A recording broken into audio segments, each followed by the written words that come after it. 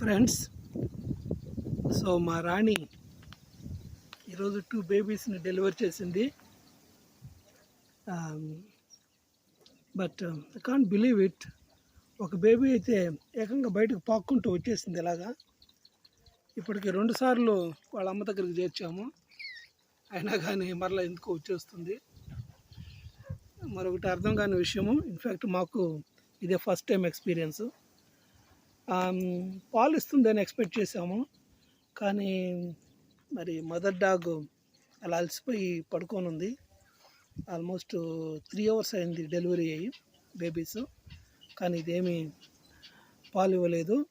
So ఏం చేయాలో అనేది ఇప్పుడు ఆలోచిస్తున్నాం. కాసేపు వెయిట్ చేసి ఇప్పుడైతే నీళ్లు పెట్టాము. మదర్ డాగ్కి నీళ్లు తాగింది. సో కాసేపు వెయిట్ చేద్దాం, ఏం జరుగుతుందో చూద్దాం.